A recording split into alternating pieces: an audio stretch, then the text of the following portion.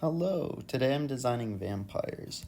I wanted vampires based on mosquitoes instead of bats, as I still wanted them to be based around drinking blood.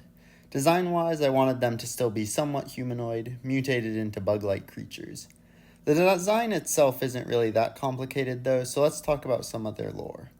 Vampires in general is a general term for the group of people that consume the blood of mages. The first vampires were jealous of special abilities that other bloodlines contained, and so they stole blood from these families in order to acquire it for themselves. Those that drank the blood began to mutate as their forms experienced echoric corruption. Once these early vampires had first tasted the ichor of others and the power that it brought, they became increasingly hungry for it.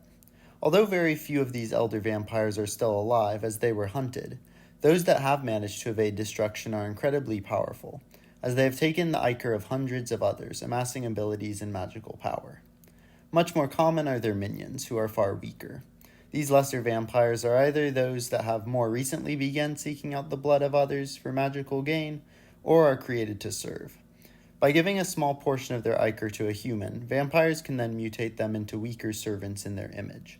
These lesser vampires can either not use magic at all, or have little control over it. Hunting of these monsters is very common for two main reasons. The first one is that the ichor of these creatures is often very powerful, even if the weaker ones contain far more diluted blood. The other reason is that mages will often pay others to fight these creatures. Vampires are particularly dangerous against mages because if they are able to drain a mage's ichor, not only does the mage become unable to use magic, but the vampire will grow more powerful.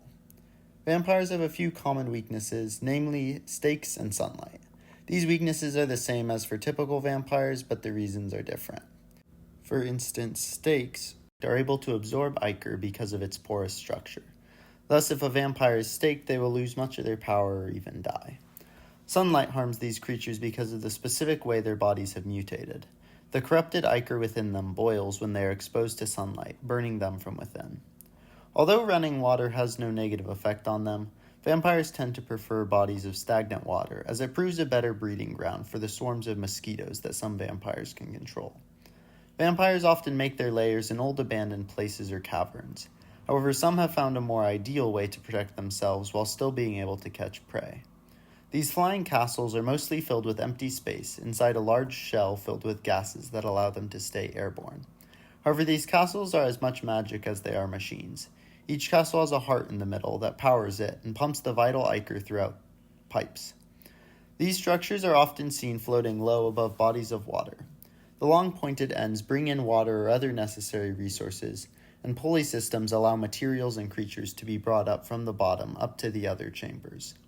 Although the main chambers are easily navigated, nestled within the walls are labyrinths of intricate pipeworks that bring fresh air into the castle. Some of these pipes are big enough for humans, while others are only big enough for bugs to crawl through.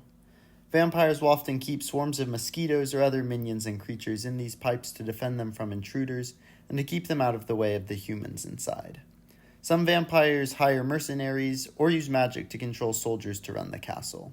Because although vampiric minions are useful in combat, they are rarely intelligent enough to use the turrets or to keep the castle maintained. That's all for today. Thanks for watching. Bye.